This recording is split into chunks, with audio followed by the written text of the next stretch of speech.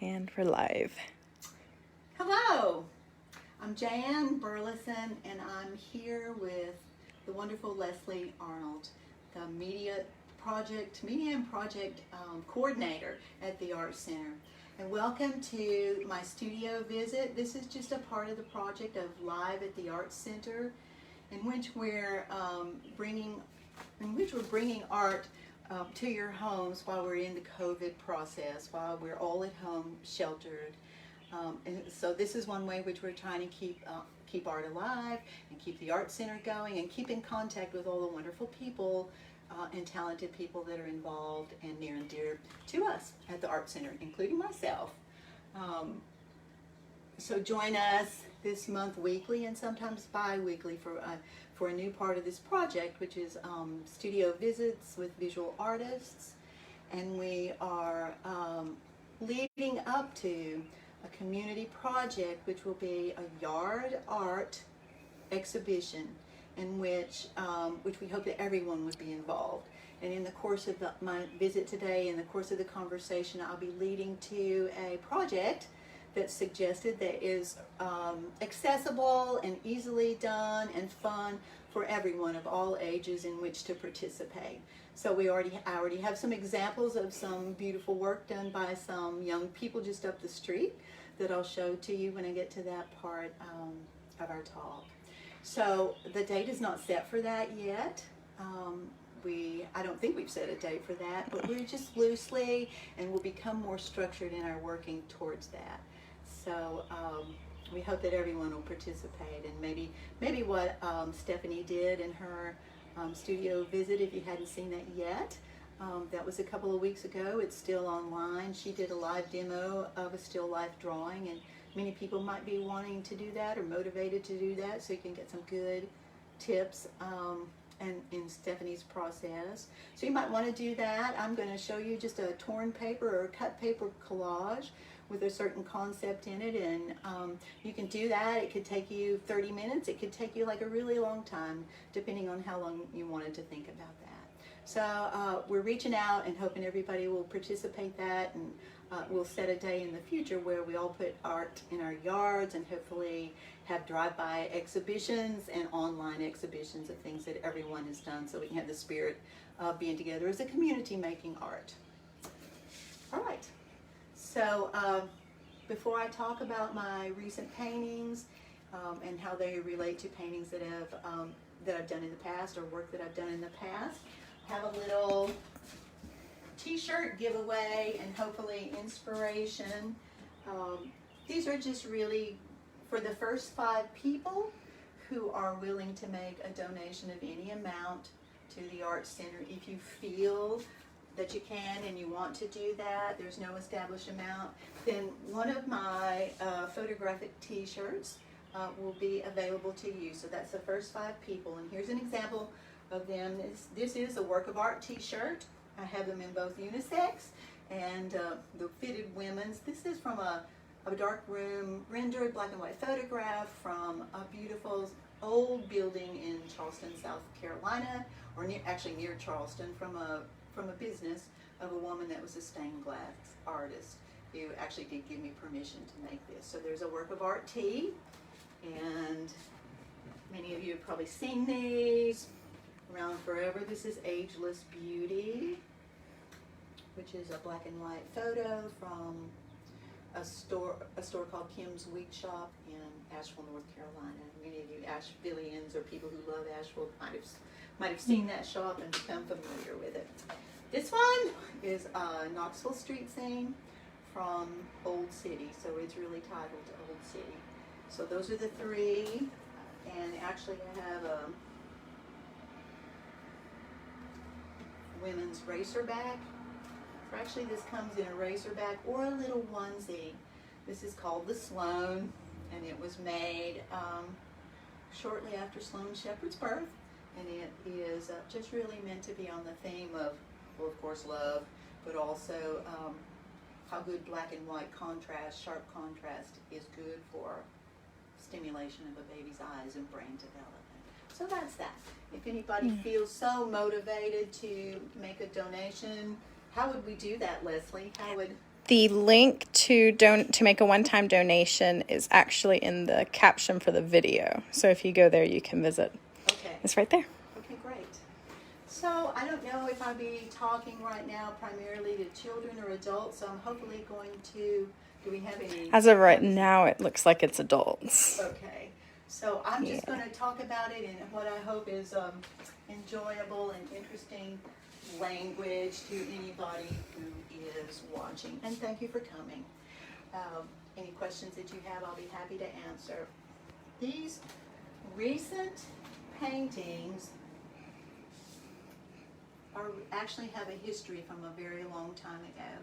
And anyone that has seen any painting or drawing that I've done that relates to the hotel called the Rochambeau will just know that this is a long history of my work that has many directions.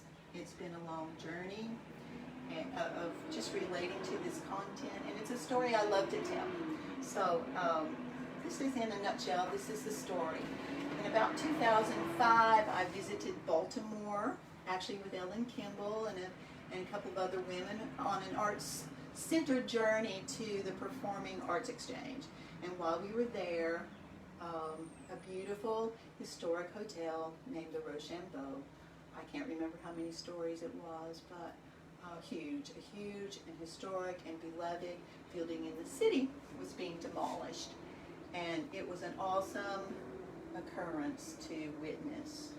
And there had been a lot of controversy and conflict within the city because the building was historic and because it was also cherished. It had once been like a wealthy place to be, and had, as things do over time, turned into a more like sheltering place for lower income people.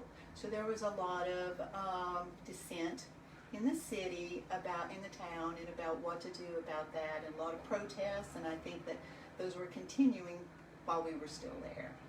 It was being torn down, such as opposite points of view. It was being torn down by the nearby Catholic Church to make a prayer garden. And so this is a photo. We took a lot of photos, and this is one of the photos that I just became enchanted with this place, with the experience of destruction, with what that meant about the history of the city and the history of the people.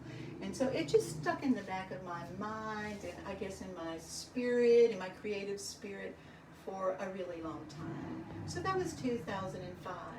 And when I went back to study art some years later, a few years after that, it was just always present as something that I wanted to use for my source material. So that is where all of this work actually has come from. And over time, it just became first a symbol for the conflict between factions of society, and what is a sacred place, what makes a sacred place, to whom is it sacred, how do you judge that, and how do you measure that, and so also over time to what it's like to live in the human condition, to temporality, to mortality, to how time passes, how our lives pass. So it all just kind of got connected in a really sort of rich experience in my creative mind. So I just carried that forward. This is one of the, I guess, like second phase, I would say, in my exploration of it. If you look at, I wish I had, and you just kind of look, I became just really interested in all the vertical and horizontal lines and the levels of the building and the contrast, and how that strong structure was still standing while it was falling. So the whole idea of the duality or the opposites in the nature of that is part of this work, and has just been, I guess, part of the metaphor that has stuck with me over time. Here's another photo. What I began doing as I was studying this was studying degrees of representation, degrees of abstraction, zooming in and folding up photos, folding up a photo of the building to smaller and smaller and smaller spaces, so that I was studying little fragments or pieces of the whole that would become like a fragmentary symbol, which someone might comprehend the meaning of and might not upon first viewing. Here's the top corner of the building. So I just used these photographs as my source over time. I became, like I say, this is kind of the first, not actually the first, it'd be like the second set of drawings that I did with regard to that. And I titled this one Stigmata. I'm putting it up so that you kind of see the difference over time, but see how the theme and the content is still there, only in different, certainly widely different sort of treatments and approaches. But because it was about the idea of what is sacred, and because it was a church-based sort of conflict, not within the church, but within the community, it just became more and more these crosses here, the horizontal and the convergence of the horizontal and the diagonal just stuck out in my mind. And so I called it Stigmata after I noticed that there were some darkened areas here. Did it come out in the beginning? So that is, these were about 2013. So that is, I think, a good example of how it was in the beginning. So it was purposely over time more and more and more towards abstract than to representational. So I just have a couple more examples as things progressed over time. This one on the wall, Leslie. This one on the wall, as you can see, I started getting more and more involved with the idea of trying to make an internal dialogue that showed that showed the tension between falling and staying together, fragmenting, falling down, between what I call stasis and collapse, or being very fragile and yet being stable at the same time. Hopefully I'm saying that clearly. And so you can see that's what I'm trying to do in a loosely abstracted kind of way, where I have the horizontal, still the horizontal and the vertical lines there that are the back part of the structure, and then larger fragments. It would have just been the building falling, pieces of the building falling, the idea of things falling, and yet remaining stable at the bottom. So that was several years ago. And you can see how tight and hard edged most of those lines are. It seems like I go back and forth in my mind and my sensibilities about being very gestural and free and loose and wild, and more like this one, which was done in a very short period of time with a lot of loose brushwork, organized in the same way, with the same sort of meaning and monochromatic, limited palette kind of approach, really relating to, these were evoked by the blinds on a window that were hanging crooked, and the wall that was crooked, or the levels of the building that were hanging crooked. So that was sometime after that. If there are any questions, I'm happy to answer them. Yeah. I know Pam said hi, Jan, earlier. Pam. Yes. Hi, Pam. So if you have the kids and they're watching, we're going to come on to a little activity here in just a little bit. All right, so as time has gone on, I've sort of set that aside and tried to work on other ideas, and just to try to figure out really what I want to be making, what I can do, what I can make, what makes sense to me. And so that all those took a rest until, I guess, last summer, late last fall, I decided I wanted to do some more explorations in color and wanted to return to the ideas that had come from the Rochambeau, the famous hotel, which many young people don't even know occurred now. So I started doing simple color studies and returned to the idea of just trying to develop a different kind of language, a different visual language with shape and color in a very reduced. And how are we doing with time? Good. Yeah, Okay. we've been 15 minutes. Okay. So that led to all of these. So the current paintings, these little studies came first. And I just was working with a very limited palette that is a complementary palette of blue and orange and the use of white and a little bit black, which I'm going to show if we do have time later on, do a little color mixing example of how that came. So I did a number of, well, several, I wouldn't say that's a number of studies, and I'm not finished with that. Just kind of looking for the visual appearance that I was looking for.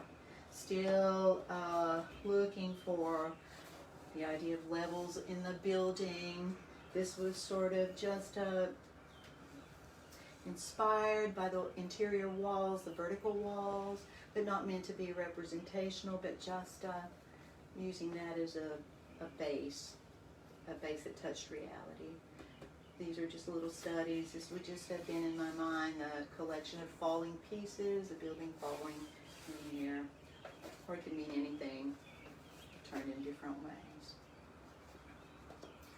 So from that, I started thinking about how I might expand my use of color and expand my range of color mixing. And my smart and beautiful niece, Caitlin McKenzie, if you're there, Caitlin, thank you, gave me this beautiful, beautiful thing from Trader Joe's at the holidays.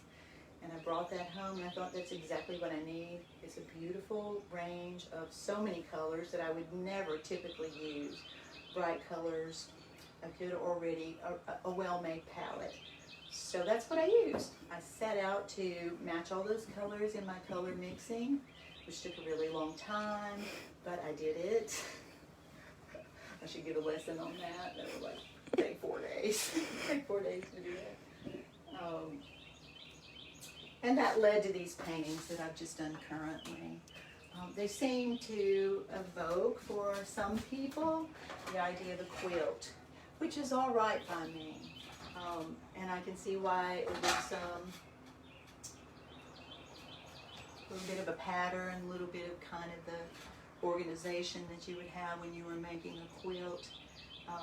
But this was, again, if you look at that and you think about the history of these paintings, it comes from the whole idea of the rooms and the receding spaces that would have been like the doors in the rooms that were visible, and the spaces, all the walls around that and the openness.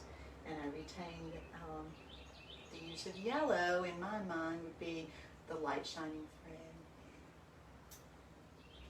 The light shining through those spaces. So I don't know, how do you want to look at those? This was the first one that I did, and then I just started experimenting with various treatments, various sizes of the shapes.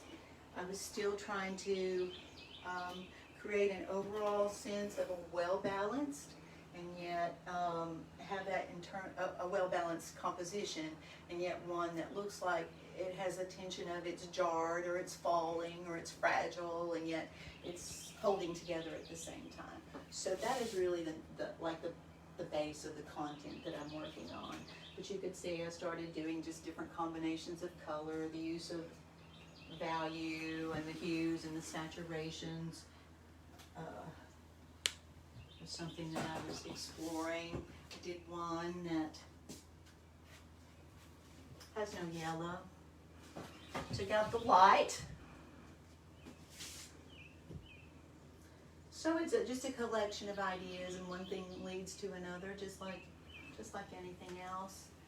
I think that for me, this work has been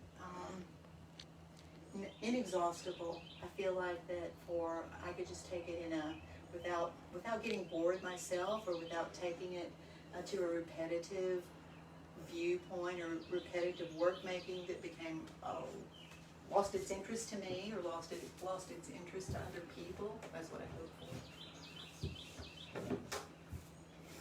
I don't want to go back up there right now. So, Leslie, do you have any questions? I don't think so. I think you're answering most of them pretty well just in your talk. All right, and so then these are, I finished this, I was able to finish this one. I had started that before, these other brighter, more involved palettes. I finished that, and if you look at this painting and you look at that painting, you can look like, you can tell the difference in the approach. That this one on the left is more structured and doesn't have the same boundary that this has, but it has the same use of color and the same treatment. So they'd be a sweet. So were either of those based off of one of the original studies, or were they new? Are these smaller studies? Yes. Actually, both of them. Actually, both you can look. You can see how close that is. Mm. I thought it was not really appropriate to make it exactly the same. Yeah. And this one as well. So it's the idea of the falling pieces of the structure or pipes or things of that nature that would have been falling down. But I'm really hoping for a compositional excellence. Okay. We're at 21 minutes. 21 minutes, so we have some time. Okay. Yeah. So let's talk about the project that everyone can be involved in, and I hope they will. And let me give a big shout out to the Borwick and Balch young people who yesterday by Kelly were called in to follow along with the idea of this, and to Sloan Shepherd and her mama for participating in this. So I went to talk to them about the history of these paintings that I've just talked with you all about, and suggested that the project, a fun project to do, would be just a very simple collage made out of colored paper of any nature. These are some little samples that I had done myself, just kind of in between things when I was trying to think about the palette that I wanted to use or the ideas in the painting that I wanted to have.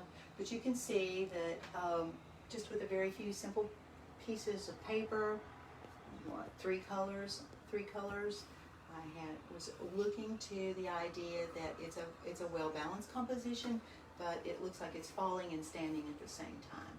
So I was just looking for what would make a small, minimal picture look like it's stable and not stable at the same time. How could I arrange those pieces of paper, those elements, in that little work, so it would give that appearance. Here's another one. The beauty about them is you can hold anything in any direction, which is said that's the true mark of a well-conceived abstract work. But any way that you hold it, it looks like it's well-balanced and well-made. So I'm not sure that's true of a lot of things I've done. And so here's another one with torn paper instead of cut paper.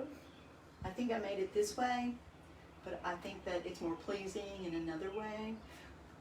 And then here's another one that looks like, I don't know what they say yesterday, fireworks popping or Leaning Tower pizza, someone said. So those were my examples. And here's what they have come up with. I'll start with Sloan Shepherd because she did hers first. Here's the 5-year-olds. She kind of wanted to do her own way, and that's so perfectly acceptable when we make art at any age. And here's one done by Lauren Shepherd, torn paper. I'm not sure which way it was intended to be, but we're trying to find the way that it looks most unstable and stable at the same time. Something that's falling and standing and falling and standing. And then the energetic crew at the Borwick house made a stack of things that are totally delightful. So these are just ideas. These are examples. And this one was made by Elias, and he has actually written the words falling but standing. So he made a drawing and some cut paper around the edge. If you all are watching, thank you so much for participating in this. This is Isabel's. I'm not sure which orientation that's meant to be, But look at that beautiful job of arrangement of color and shape and getting the idea of what we are trying to do here. And it's Lila's. Kelly said, "Yay!" Hi, Kelly. Thank you so much. This one I think is Holland. Yeah, that's Holland. So her name would say that it's meant to be that way, which makes a lot of sense. But aren't these beautiful? So these are just paper collage. And this is Ava. I guess we could fill that up with anything. Leave it open. They're just so perfect. And this is last but not least. This is Tallulah's. It's the Leaning Tower of Pizza. Kelly said her brother is watching as well. Great. Great. So I'll give these back to these very creative and very bright young people. And what we're hoping for is that when we get the date set to have the yard art exhibit, that these will appear. And this is an invitation to anyone out there of any age who would like to spend some time just getting in a creative spirit and thinking about what we've talked about today, thinking about the concept of falling and standing together. It just, for me, it never loses its relevancy, especially now in this time where everything is so problematic and turned upside down and fearsome. It just, the theme always resonates with me. So, Yeah. shout out to all those young people. Yeah.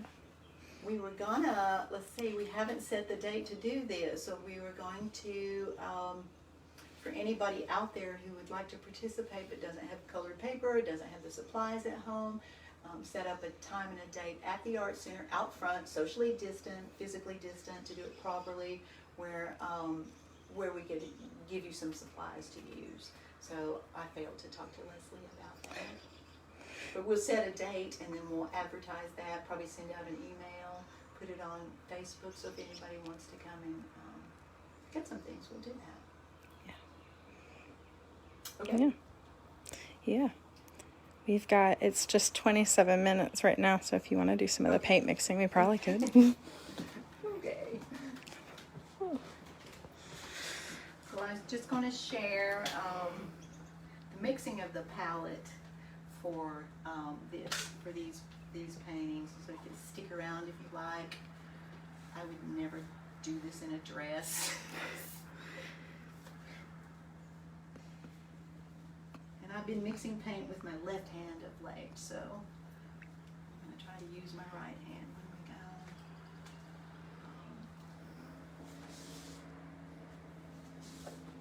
There's some over there. Always use the latex gloves to keep the hands as clean as possible because I'm a very messy mixer. But this is a very limited, simple palette. And it's an example of a palette made, by complementary colors. And so hopefully everyone's familiar with the color wheel and the idea of what a complementary color is, but maybe not.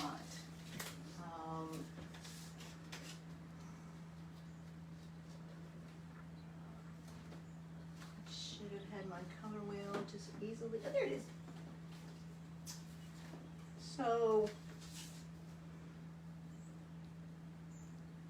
for anyone who doesn't know, a complementary color from the color wheel, you have the primary colors, which are blue and red and yellow, and those are used to mix the other colors.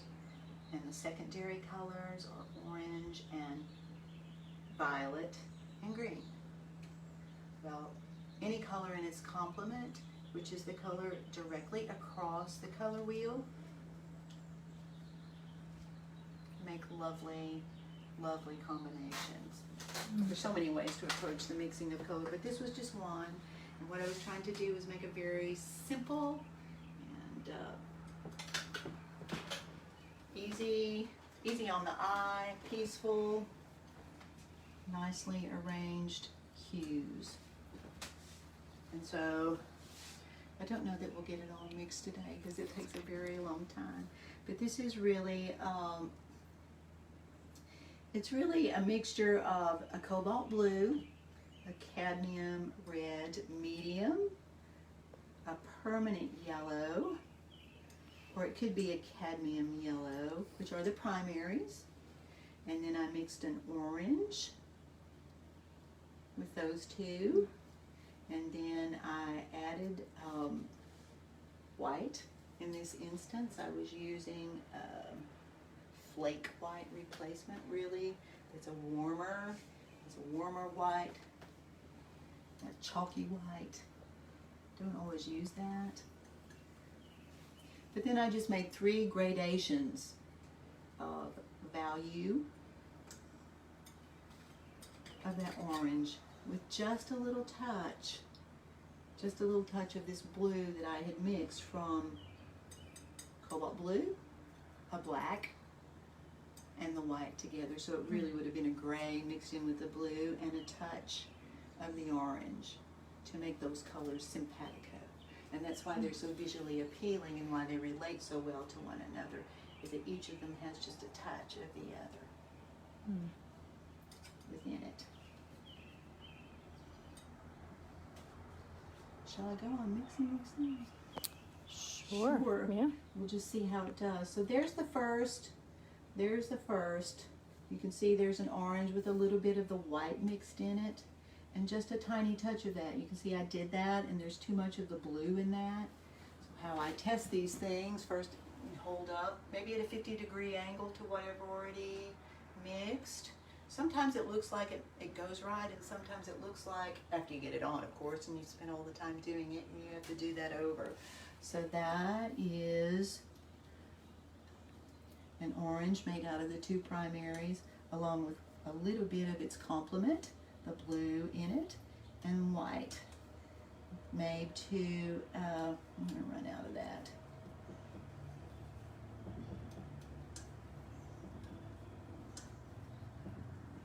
I'll have to make another painting now that I'm mixing this up.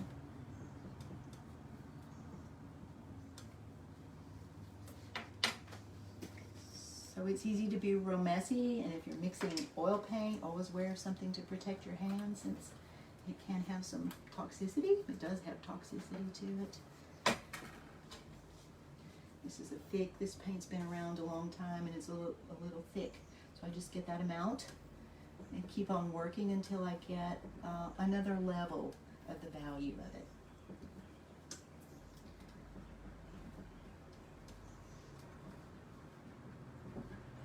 So does it go on the canvas that thick, or do you do anything No. later to thin it? This is like it's almost like a paste because the paint's kind of old. So you can see that would be about the next. Probably needs a little more of the white in it.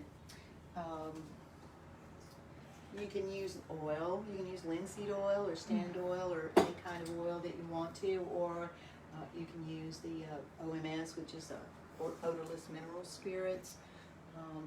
There are just so many ways to approach the mixing of the mediums. Sometimes, because I don't spend a lot of time in a day, as much as I'd like to, using the paint that I've mixed, I don't put so much oil in it because it seems to dry faster. I don't know that that's a perfect approach to it or not. But in this instance, I'm just using a little bit of the OMS to make that more easily applicable to the surface, to more easily. If I wanted to make a more transparent, washy, I just more and more of that. I would put more and more of that in there.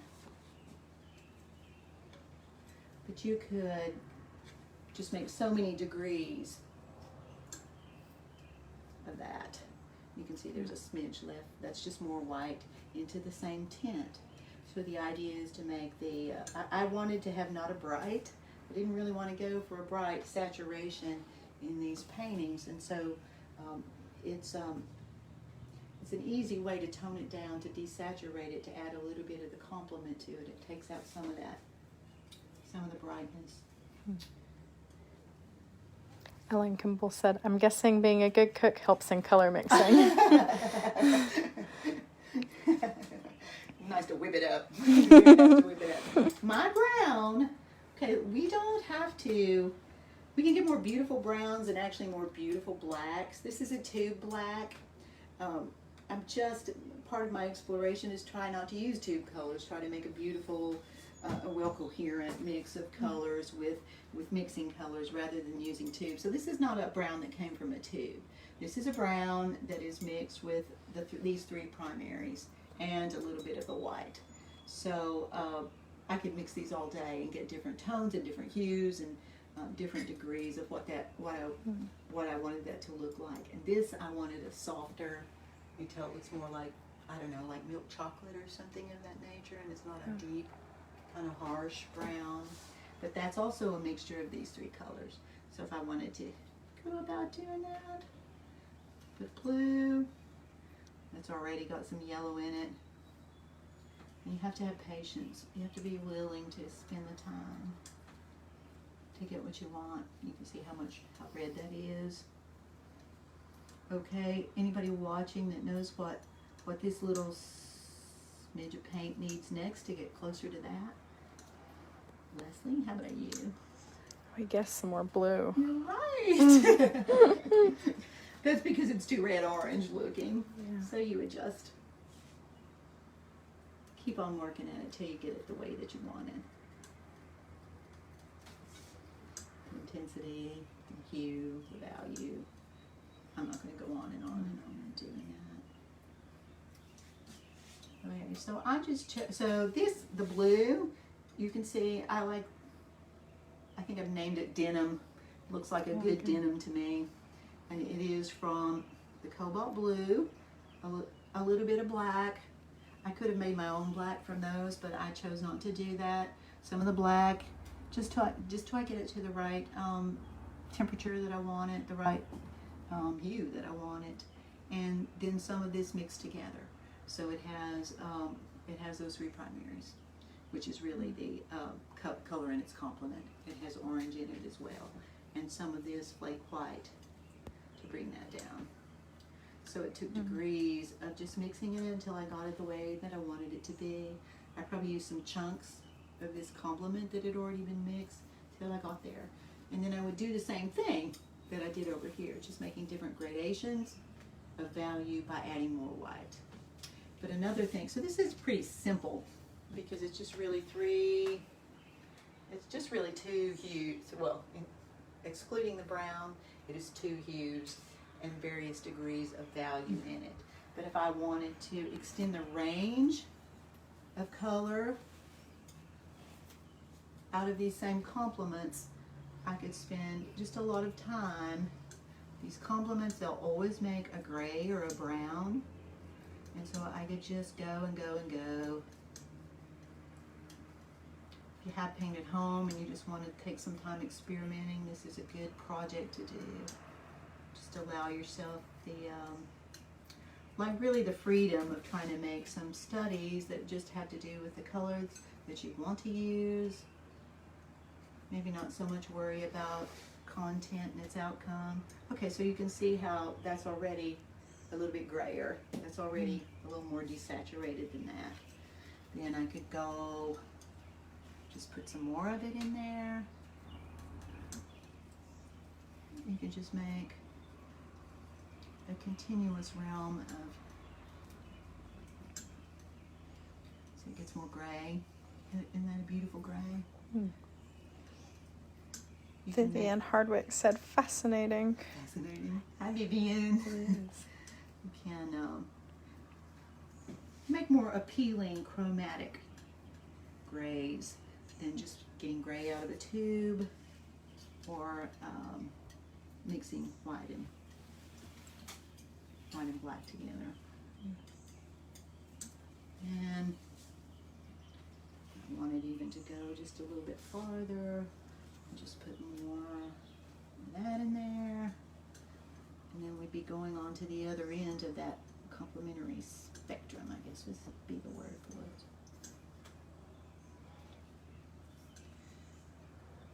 it. you can just have incremental differences.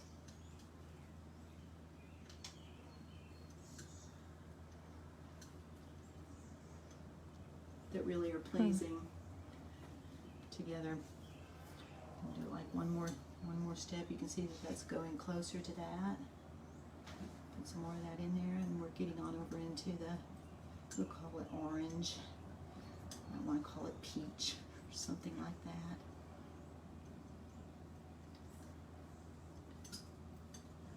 But you can see it's turning like a lovely range of grays. So those could be further explorations to make. Nice. Yeah. So many paintings involved with that. The blue, like I said, was just with more white added. And that's it. That's a complementary palette. Yeah. And not too much on my hands. Yeah. That's good timing if you want to say All right. if you want to say anything. Well, this has been enjoyable. I hope it's been informative. Once again, thanks to all the people who have spent their time making a collage, and to you who are spending your time watching some of this. I hope it's informative. I hope it's enjoyable. I shouldn't have let it die. We have an official goodbye. We're supposed to say. So, take some time today or this week to create your own piece of art to display in your yard. Take a picture and send it to us to be featured on the page as well. And if any of you are out there that had one that you didn't send over, please go ahead and do that. Take a photo and load that up, and we'll keep you posted about a time where we'll set up to give paper and supplies out. It's a really fun project. You can always communicate by the Facebook if you have questions, or if you do have a question about the project or an idea. Anything is okay. Art is not meant to control. Art is meant to inspire and to enliven. So tune in next week for another artist tour and demo. And thank you so for joining us. And thank you, Leslie. And thank you for the Art Center for this privilege.